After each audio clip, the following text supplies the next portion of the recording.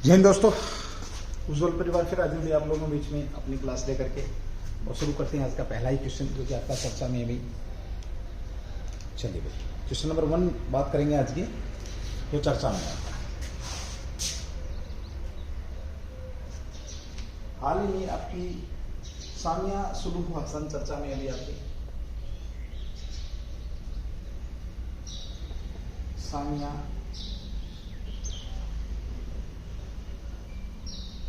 सुलूह हसन चर्चा में। सीधी सी बात करें, कौन चर्चा में आपकी? सामिया सुलूह हसन चर्चा में। ये है कौन भाई? इनके ऊपर बात करेंगे। ये भी राष्ट्रपति बनी, अभी तंजानिया की राष्ट्रपति बनी है और तंजानिया की राष्ट्रपति बनने वाली पहली महिला आ गई है। तंजानिया की राष्ट्रपति बनने वाली कौन सी है? ये पहली महिला आ गई। सबसे पहले बात करें सामिया जो आपकी हसन है, सुलूह हसन है, इनका संबंध कहां से है? संबंध की बात करें तो तंजानिया से भाई, तंजानिया से है। किस देश से संबंध है? इनका संबंध तंजानिया से संबंध है भाई। साथ ही हम बात करते हैं ये हुआ क्या भाई इनका? ये तंजानिया की पहली महिला राष्ट्रपति बनी गई, पहली महिला राष्ट्रपति बनी हुई, राष्ट्रपति बनी। ठीक है, तंजानिया की पहली महिला राष्ट्रपति बनने वाली है, पहली महिला बन चुकी है आप लोगों के बीच में, इसलिए चर्चा में अभी। अगली बात करता हूं, आपको पता है यह पूर्वी अफ्रीकी क्षेत्र का सबसे बड़ा देश है। कहां का? पूर्वी अफ्रीका का, अफ्रीका का सबसे बड़ा देश है। और इसकी एक विशेषता है, ये किलिमंजारो राष्ट्रीय उद्यान के लिए प्रसिद्ध है। किसके लिए? किलिमंजारो राष्ट्रीय उद्यान के लिए क्या है? नेशनल एनपी राष्ट्रीय जो आपका है राष्ट्रीय उद्यान के लिए प्रसिद्ध माना जाता है। और ये सरकार की एकमात्र महिला प्रमुख है जो वर्तमान में है। ये सरकार की एकमात्र कह सकते हैं जो आपकी प्रमुख बनी है वो यही बनी राष्ट्रपति। चलिए थोड़ी सी इसको लेकर के बात करते हैं। तो भारत में पहली महिला राष्ट्रपति की बात करें तो ये थी आपकी पहली महिला राष्ट्रपति कौन थी? आपकी प्रतिभा देवी पाटिल भाई, प्रतिभा देवी पाटिल है। ठीक है, ओके। ये पहली राजस्थान की राज्यपाल भी रही हुई, पहली राजस्थान की राज्यपाल भाई, पहली महिला राज्यपाल भी रही हुई है, राजस्थान की राज्यपाल भी। ठीक है, यहां पर बात करते हैं भारत की पहली महिला पीएम भाई, ये श्रीमती इंदिरा गांधी जी रही हुई। ठीक है, इंदिरा गांधी रही है। इनको किस नाम से जाना गया है? आयरन लेडी के नाम से जाना गया भाई, आयरन लेडी के नाम से इनको जाना गया है। भारत की पहली महिला राज्यपाल की अगर हम बात करें तो सरोजनी नायडू भाई, सरोजनी नायडू है भाई। साथ ही हम बात करते हैं भारत की पहली पूर्णकालिक रक्षा मंत्री की अगर हम बात करें, रक्षा मंत्री पूर्ण रूप से तो वो निर्मला सीतारमण थी भाई, निर्मला सीतारमण भाई। ठीक है, साथ ही हम बात करते हैं भारत की पहली लोकसभा अध्यक्ष महिला तो मीरा कुमार और दो ही बनी है, दूसरी कौन है? सुमित्रा महाजन बनी है भाई। ठीक है, साथ ही हम बात करते हैं बजट को टैब के द्वारा पेश करने वाली पहली भारत की महिला की अगर हम बात करते हैं तो कौन बनी आपकी? वो भी आपकी निर्मला सीतारमण है। बजट को टैब से पेश करने वाली, यानी कि डिजिटल रूप में बजट को पेश करने वाली ये भी निर्मला सीतारमण ही है। साथ ही ध्यान रखें भारत की पहली सुप्रीम कोर्ट में जज, अब तक भारत के सुप्रीम कोर्ट के अंदर कोई जज नहीं बनी है, मुख्य न्यायाधीश चीफ जस्टिस नहीं बनी इंडिया की, बट फातिमा बीबी जो थी, फातिमा बीबी जज बनी थी, ये ध्यान रखेंगे। ठीक है, चलो साथ ही हम बात करते हैं भारत की संविधान सभा के अंदर कितनी महिलाएं थी? 15 महिलाएं थी भाई, 15 महिलाएं शामिल हुई थी। बात करते हैं साथ में दिल्ली की पहली महिला सीएम कौन थी? सुषमा स्वराज जी। सुषमा स्वराज दिल्ली की पहली महिला थी। दिल्ली की पहली महिला हम बात करते हैं पीएम तो सुषमा स्वराज की, जो कि अभी नहीं है हमारे बीच में भाई, ठीक है। और हम बात करते हैं दिल्ली की पहली महिला सीएम होगी, साथ ही लंबे समय तक सीएम रहने वाली दिल्ली की, तो वो कौन थी आपकी? शीला दीक्षित। शीला दीक्षित जो मैडम थी, ये लंबे समय तक सीएम रहने वाली दिल्ली की पहली महिला भाई। साथ ही हम बात करते हैं दिल्ली में हरियाणा में सबसे कम उम्र की कैबिनेट मंत्री बनने वाली, वो भी कौन थी आपकी? सुषमा स्वराज भाई, स्वराज जी, ठीक है। बॉक्सिंग में पहला ओलंपिक में मेडल लाने वाली एमसी मैरी कॉम, महिला की बात करें एमसी मैरी कॉम भाई, मैरी कॉम। अगली बात करते हैं कि भारत में महिला एथलीट जो मेडल लेके आने वाली ओलंपिक में, वो कौन थी आपकी? करणम मल्लेश्वरी भाई, करणम मल्लेश्वरी। एमसी मैरी कॉम क्या खेलती हैं? बॉक्सिंग खेलती हैं, ठीक है। और ये मल्लेश्वरी क्या थी? भारोत्तोलन भाई, वेट लिफ्टिंग से संबंध है इनका, ठीक है भाई। चलिए, बहुत सारी चीजें हैं बताने को, बट जितना एज पर पॉसिबल है वो आप लोगों के बीच में आ चुका है। अब राष्ट्रपति की थोड़ी सी बात करते हैं। भारत के अंदर जो राष्ट्रपति की व्यवस्था है वो किस एक्ट के अंदर की गई है? 52। भारत में हेड ऑफ नेशन की अगर हम बात करते हैं, हेड ऑफ नेशन कौन है? तो हेड ऑफ नेशन भारत के प्रेसिडेंट है। कौन है फिलहाल? रामनाथ कोविंद साहब। क्वेश्चन ये कि रामनाथ कोविंद साहब कौन से नंबर के प्रेसिडेंट ऑफ इंडिया है, ठीक है। चलिए, दूसरी बात करते हैं हम आपकी, यहाँ पर राष्ट्रपति की बात होगी। संवैधानिक मुखिया के तौर पर भी इन्हीं को जाना जाता है। नॉमिनल जो सोवरेन है, नॉमिनल जो सोवरेन की अगर मैं बात करूं, नॉमिनल सोवरेन या नाम मात्र की संप्रभुता भारत में किस में निहित होती है? तो राष्ट्रपति के अंदर ही निहित होती है, ठीक है। चलिए भाई, अगले क्वेश्चन की बात करते हैं। ये था आपका क्वेश्चन। तो ये जो महिला है तंजानिया की, ये पहली महिला है जो राष्ट्रपति के तौर पे अभी चुनी गई है। चलिए, अगला क्वेश्चन है आप लोगों का आजकल चर्चा का विषय बना हुआ है, क्वेश्चन नंबर 2 भैया आज का, जो आपका चर्चा में है। गुरु तेग बहादुर के 400वें पर्व को संबोधित, गुरु तेग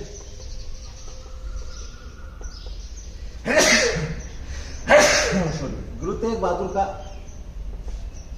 400वां पर्व है भाई, को कौन संबोधित करेंगे?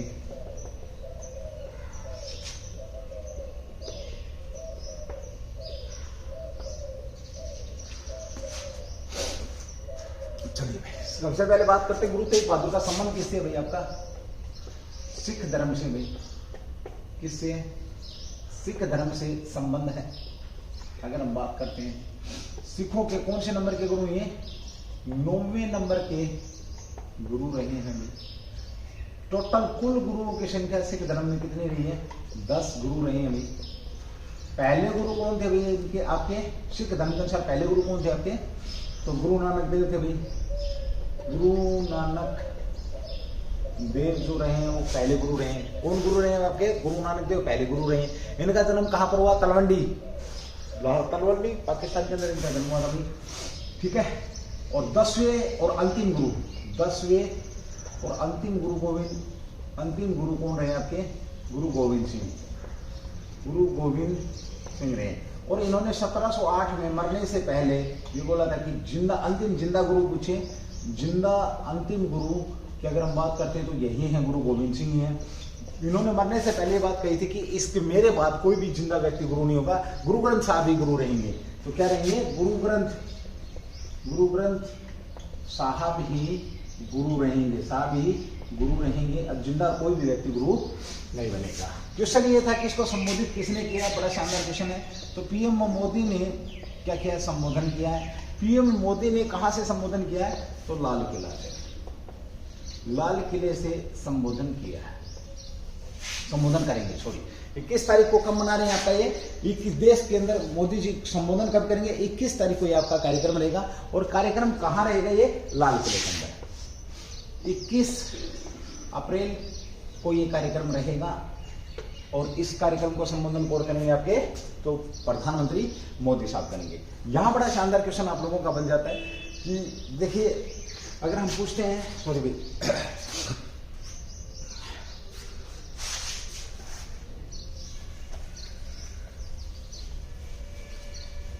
अगर आप लोगों से पूछा जाता है झंडे की, तो लाल किले से लगभग संबोधन किसका रहता है? आपका प्रधानमंत्री का रहता है।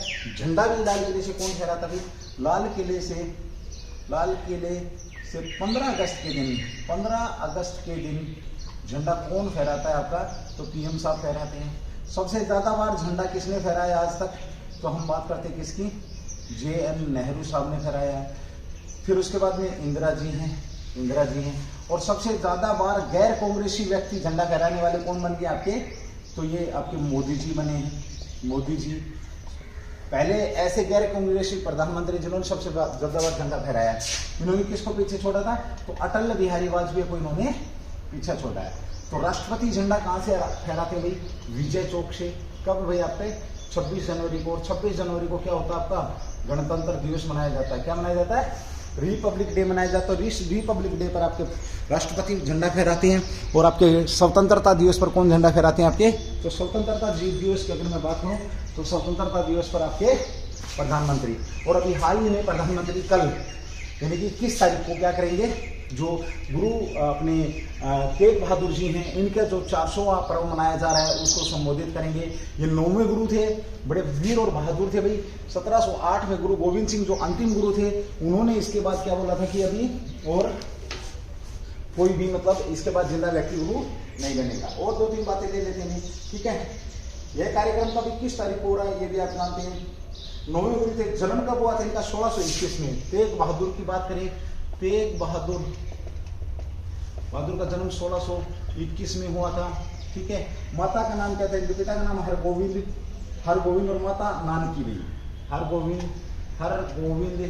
इनकी पिता का नाम, माता का नाम नानकी क्या था? इनकी माता का नाम था। बहुत ही शानदार क्वेश्चन यहाँ पर रहने वाला। 1675 में तेग बहादुर सिंह को, इनको जो गुरु तेग बहादुर थे, 1675 में इनको मृत्युदंड दिया था। किसने दिया था भाई? औरंगजेब ने इनको मृत्युदंड दिया था, ध्यान रखेंगे, ठीक है। उनके बाद आपके गुरु गोविंद सिंह बने हैं 10वें गुरु, ठीक है भाई। चलो साथ ही बात करते हैं इनका जो गुरु ग्रंथ साहब किस लिपि में लिखा गया? गुरुमुखी जो लिपि है, इस लिपि में इनका ग्रंथ लिखा गया है। ये जो सिख धर्म का जो ग्रंथ है, सभी धर्मों का ही ग्रंथ है। इसमें बहुत सारी सभी धर्मों की जो अच्छी चीजें हैं वो इसके अंदर क्या है? मेंशन है। साथ ही हम यहाँ पर बात करते हैं भाई गुरुमुखी लिपि के आविष्कार किसने किया था, या गुरुमुखी लिपि को कह सकते हैं कि किसके द्वारा इसको प्रमोट किया गया था। ये भी बड़ा शानदार क्वेश्चन यहाँ पर बन जाएगा भाई, ठीक है। चलिए एक क्वेश्चन और आपका बनता भाई, बड़ा शानदार क्वेश्चन बनता है आपका कि शीशगंज गुरुद्वारा कह सकते हो आप, रकाबगंज शीशगंज जो गुरुद्वारा है, ये इनका संबंध भी गुरु इन्हीं सिख धर्म के गुरुओं से ही है। शीशगंज की बात कर सकते हैं। शीशगंज आपका, रकाबगंज गुरुद्वारा शीशगंज जो आपका है, एक तो नॉर्थ ब्लॉक के पीछे है, एक आपका चांदनी चौक पर है, एक आपका कहाँ पर है? चांदनी चौक पर। शीशगंज और रकाबगंज गुरुद्वारा भी फेमस है, जो कि इन्हीं की मृत्यु से संबंध, गुरु तेग बहादुर की मृत्यु से ही संबंधित है। चलिए अगले क्वेश्चन की बात करते हैं। बड़ा शानदार क्वेश्चन था ये भी आपका सिख धर्म का। और यहाँ मैंने एक क्वेश्चन आपको छोड़ा है, एक तो खालसा पंथ की स्थापना किसने करी, और दूसरा मैंने क्या क्वेश्चन, कौन सा क्वेश्चन छोड़ा आपका? क्वेश्चन नंबर 2 ये आपका कि जो गुरुमुखी लिपि है ये किसके द्वारा क्रिएट की गई, या गुरुमुखी लिपि के जनक के नाम से इसको जाना जाता है। ये भी शानदार क्वेश्चन आप लोगों के बीच में बन जाएगा।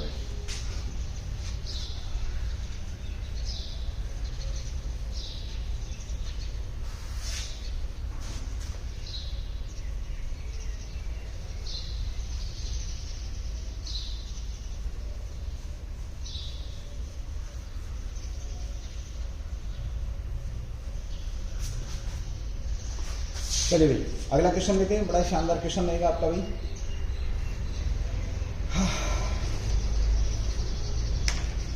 आपका मुद्रास्फीति चर्चा में है, मुद्रास्फीति चर्चा में है।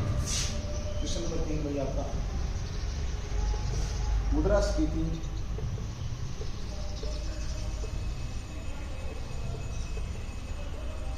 चर्चा में है क्यों? मुद्रास्फीति की बात करते हैं तो चर्चा में है, ये क्यों है इसके ऊपर चलो बात करते हैं, ठीक है। मुद्रास्फीति चर्चा में सबसे पहले तो ये कि मुद्रास्फीति होती क्या है। मुद्रास्फीति होती क्या है? देखिए सबसे पहले तो हम बात करें, जब लगातार बाजार के अंदर क्या होती है, महंगाई बढ़ती जाती है। देखिए लगातार कंटिन्यू बाजार के अंदर महंगाई बढ़ती जाती है, साथ ही जो चीजों की कीमतें हैं वो आसमान को छूने लगती है और मुद्रा की जो वैल्यू है वो आपकी कम होने लगती है, तो उसको क्या बोलते हैं, मुद्रास्फीति बोलते हैं।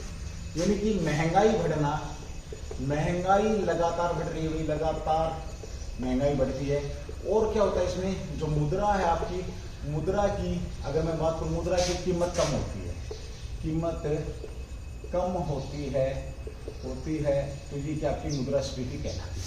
अब इसको एक एग्जांपल के साथ समझेंगे।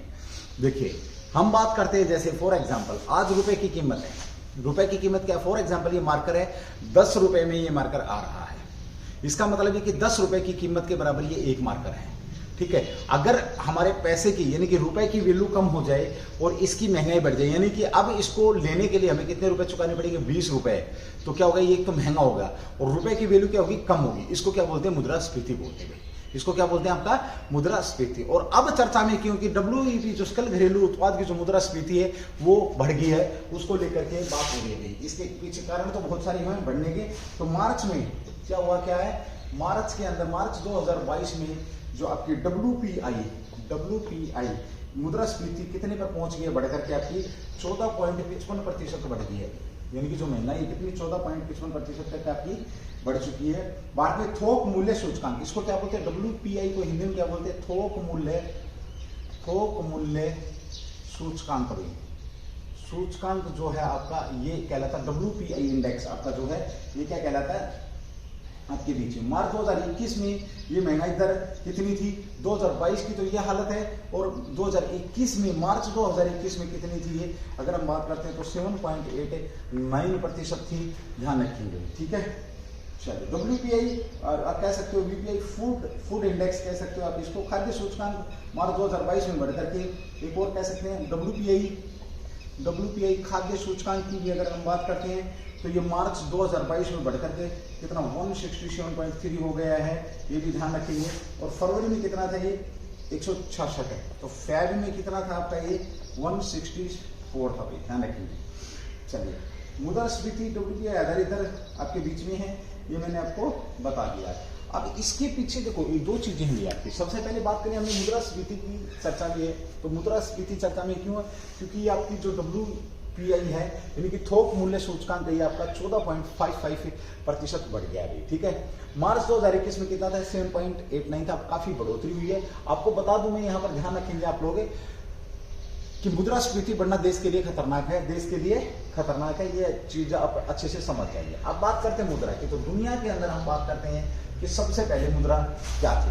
दुनिया के अंदर अगर हम बात करते हैं जहां से हम एज पर हिंदू धर्म यानी कि जो सबसे पहली वेद था आपका ऋग्वेद, या ऋग्वेदिक काल के दौरान या ऋग्वेद के अंदर अगर हम मुद्रा की बात करते हैं, ऋग्वेद में जो मुद्रा थी आपकी कौन सी मुद्रा थी आपके ऋग्वेद के अंदर, तो गाय जो थी आपकी वो क्या थी, मुद्रा थी।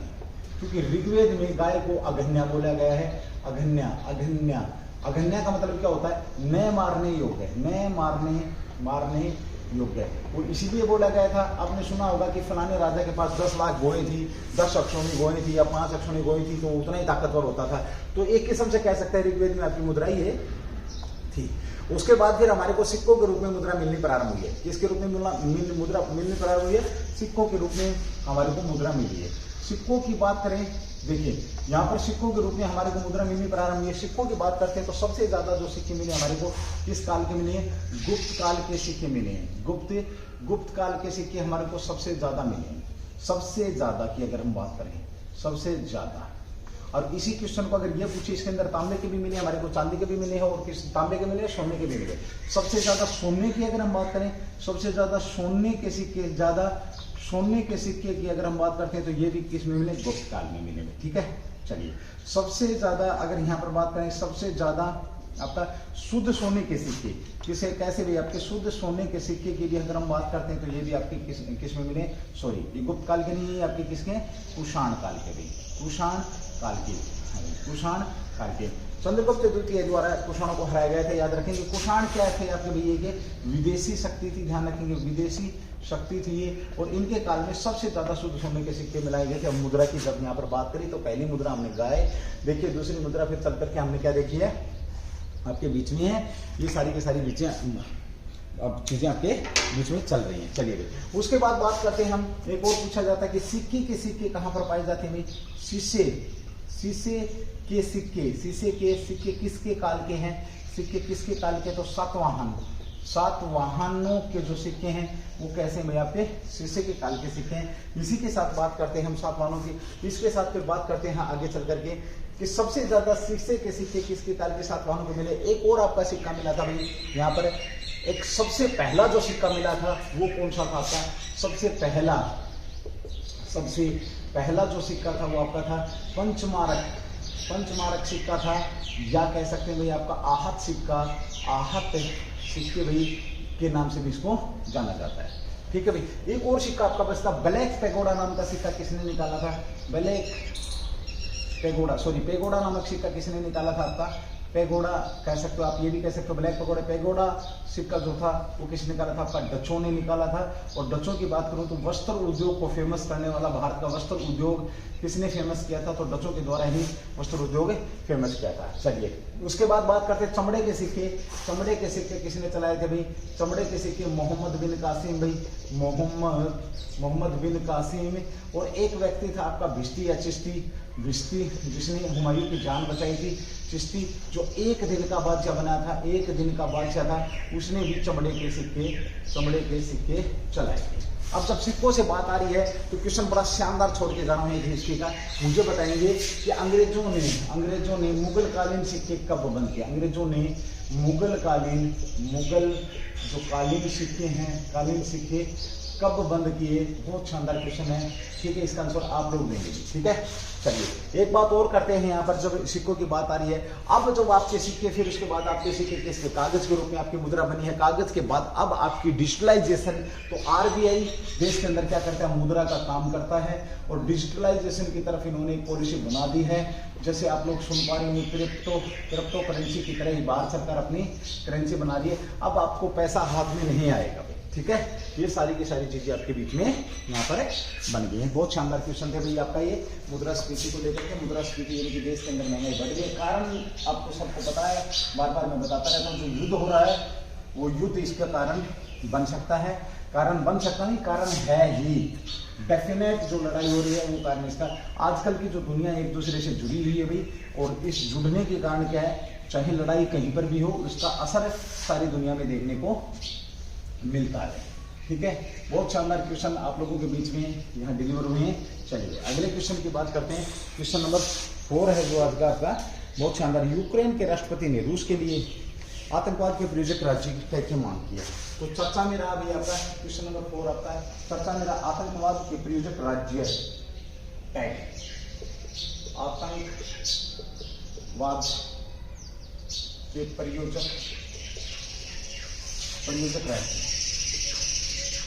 आतंकवाद के प्रायोजक राज्य चर्चा में है। यह टैग कौन देता है? चलिए आतंकवाद के प्रायोजक राज्य की चर्चा की बात करें तो आपका चर्चा का विषय बना हुआ ये भी भाई, अभी हाल ही में किसके द्वारा ये मांग की गई है? ध्यान रखेंगे आपके जो यूक्रेन के जो राष्ट्रपति हैं, यूक्रेन के राष्ट्रपति कौन है? व्लादिमीर जो आपके जेलेंस्की साहब हैं, व्लादिमीर जेलेंस्की जो साहब हैं, इन्होंने मांग करी किससे? यूएसए से। तो ये टैग जारी कौन करता? आपका आतंकवाद प्रायोजक टैग जारी कौन करता था? तो ये आपका यूएसए करता है। ओके, अब इसमें देखेंगे भाई आतंकवाद के प्रायोजक राज्य, मतलब यानी कि जब ये टैग लगा दिया जाता है, तो यूएसए क्या कर सकता है? यूएसए के अंदर जितनी भी जो संपत्ति होती है उस देश की संपत्ति को क्या कर सकता है? फ्रीज कर सकता है, मतलब एक किस्म से जब्त कर सकता है। दूसरा, दूसरे देश जो उसके साथ जिसके पास ये टैग है, उसके साथ संबंध रखने वाले जो देश हैं, उन देशों पर भी बैन लगा सकता है। कौन? यूएसए, आपका यूएसए। ठीक है, और ये डिमांड किसने करी है? यूक्रेन के जो राष्ट्रपति हैं व्लादिमीर जो आपके जेलेंस्की साहब हैं, उन्होंने ये डिमांड रखी है यूएसए के सामने कि आप इसको ये टैग दें, और इससे इसकी जो संपत्ति को, यानी कि कड़े आर्थिक प्रतिबंध लगाए जाते हैं। जिसको ये टैग दिया जाता है उसके खिलाफ क्या होता है? भाई कड़े से कड़े, कड़े से कड़े आर्थिक जो प्रतिबंध हैं, आर्थिक जो प्रतिबंध हैं, प्रतिबंध लगाए जाते हैं। ध्यान रखेंगे, कड़े से कड़े आर्थिक प्रतिबंध लगाए जाते हैं। इसका मतलब क्या होता है? इसका मतलब होता है कि यह राज्य क्या कर रहा है? आतंकवाद फैला रहा है। ठीक है, यह राज्य क्या कर रहा है? आतंकवाद राज्य फैला रहा है। और किसके लिए मांग करी है इसने? इसके लिए, रूस के लिए ये मांग करी है। किसके लिए? रूस जो देश है, उस देश को ये टैग देने की मांग करी है, ये टैग देने की जो मांग करी है, ये आपके बीच में है। ठीक है, आतंकवाद विरोधी। और ये कौन देता? कौन है? तो यूएसए देता है। यूएसए के कौन देते हैं? विदेश मंत्री। यूएसए के विदेश जो मंत्री हैं, विदेश मंत्री इस टैग को देते हैं। शानदार क्वेश्चन आप लोगों के बीच में आ जाएगा। ठीक है, चलिए अगली बात करते हैं, अगले क्वेश्चन की बात करते हैं। और हाँ, एक काम और करता है। क्या करता है आपका? जो वर्ल्ड बैंक है और IMF है, यहाँ से जब अगर कोई देश जिसके पास ये टैग है तो लोन जब लेता है तो इस लोन को भी ये क्या कर सकता है? रोक सकता है। क्या लगा सकता है? वीटो कर सकता है। वीटो पावर का यूज कर सकता है इस लोन को रोकने के लिए, वर्ल्ड बैंक की।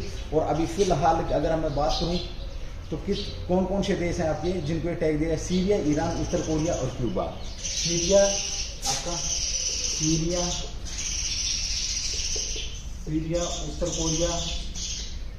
उत्तर कोरिया और आपका क्यूबा। सीरिया, उत्तर कोरिया, क्यूबा और ईरान, आपका इनको ये टैग दे रखा भी। किसको? ईरान को। ये 4 देशों को ये क्या दे रखा है? ईरान को भी ये टैग दे रखा है, क्योंकि ईरान के साथ भी यूएसए का क्या भाई 36 का आंकड़ा है। ये भी आप लोग बड़े शानदार तरीके से समझ पा रहे होंगे। ठीक है, चलिए भाई अगले क्वेश्चन की बात करते हैं। बड़ा शानदार क्वेश्चन आपका यहाँ पर रहेगा भाई, ये भी हम यहाँ पर बात करेंगे। देखिए आपका क्वेश्चन बनता है, भारत मॉरिशस संबंध चर्चा में है, क्यों भाई? भारत मॉरिशस संबंध चर्चा में है, क्यों है? इनकी तरफ बात करेंगे। चलिए क्वेश्चन नंबर 5 पे, भारत मॉरिशस संबंध चर्चा में है। सबसे पहले तो बात करते हैं कि भारत मॉरिशस संबंध चर्चा में है। भारत मॉरिशस संबंध आज से चर्चा में नहीं भाई, 1730 से हम इसके साथ संबंध स्थापित कर रखे हैं हमने। भारत मॉरिशस संबंध चर्चा में इसलिए क्योंकि सबसे ज्यादा लोग जो भारत के अंदर भारतीय मूल के पाए जाते हैं, कहाँ पाए जाते हैं? मॉरिशस के अंदर। मॉरिशस हमारे पड़ोसी देश है। अंग्रेजों ने क्या था, यहाँ से मजदूरों को लेकर गए थे। पहले कुछ गुलाम बना करके लेकर गए, फिर कुछ दूसरे बहाने से लेकर के गए, और कुछ जो मजदूर वहाँ पर 50 लाख के आसपास मजदूर वहाँ पर पहुंचे थे, और मजदूरों ने वहीं पर अपने आप को स्थापित कर लिया। वो लोग वापस नहीं आए और मजदूरों ने अपने आप को वहीं पर स्थापित कर लिया, जिससे क्या भारतीय मूल के लोग यहाँ पर बन गए। दोनों देशों के बीच संबंध कब से भाई? संबंध की अगर मैं बात करूँ, दोनों देशों के बीच संबंधों की अगर हम बात करते हैं तो कब से स्थापित है? 1730 से स्थापित है। ठीक है, 1730 से स्थापित है। 1948 में स्वतंत्रता के बाद राजनीतिक संबंध, मॉरिशस स्वतंत्र देश बनने से पहले दोनों बीच राजनीतिक संबंध स्थापित हो चुके थे। 1948 से पहले आजादी से पहले भी राजनीतिक जो संबंध थे भैया। ठीक है, चलिए इसके अंदर कितने प्रतिशत भारत के अंदर? मॉरिशस के अंदर 68% है। मॉरिशस के अंदर भारतीय मूल के लोग रहते हैं। भारतीय मूल के लोग कितने प्रतिशत रहते हैं? 68% मॉरिशस के अंदर भारतीय मूल के लोग रहते हैं। ये भी बड़ा शानदार आप लोगों का क्वेश्चन बन जाएगा। ठीक है, चलिए भारत की अगर हम बात करते हैं, अगर हम बात करते हैं तो देखिए इसकी भारत मॉरिशस के बीच संबंधों का पता 1730 से लगा। राजनीतिक संबंध 48 से हैं। भारतीय मजदूर 1820 के दशक में, कब भाई? 1820 का दशक था तो चीनी बागों में, चीनी जो बाग थे, बागों में काम करने के लिए यहाँ से गए थे। ये ध्यान रखेंगे, काम करने के लिए यहाँ से गए थे। 1834 में गुलामी को समाप्त किया गया। 1834 में अंग्रेजों द्वारा, अंग्रेज या ब्रिटेन संसद के द्वारा, ब्रिटेन, अच्छा क्वेश्चन बन जाता है कि गुलामी को कब समाप्त किया गया? 1834 में ब्रिटेन द्वारा क्या किया गया? गुलामी को समाप्त किया गया। ये भी ध्यान रखेंगे। गुलामी के बाद क्या है आपका? गिरमिटिया मजदूरों के रूप में मॉरिशस लाया गया। गुलामी समाप्त कर दी गई, परंतु बाद में किसने? गिरमिटिया मजदूर, जो मजदूर थे उनको भारत से यहाँ लाया गया। 1834 में कितने? लगभग 1834 में अगर मैं बात करूँ तो 50 लाख कितने में 50 लाख मजदूर वहाँ पर थे, 50 लाख मजदूर थे वहाँ पर और वो लोग वहीं पर बस गए भाई। उसके बाद चर्चा में बना 1983 में एक लाल जो डोरा अभियान था, ये भारतीय सेना ने चलाया था, तो ये भी किसके साथ, लाल डोरा अभियान पूछ ले तो मॉरिशस के साथ चलाया गया था। ये भी आप बड़ा अच्छा क्वेश्चन आप लोगों का यहाँ पर बन जाएगा और ये फिर आपके संबंध चर्चा में रहे हैं।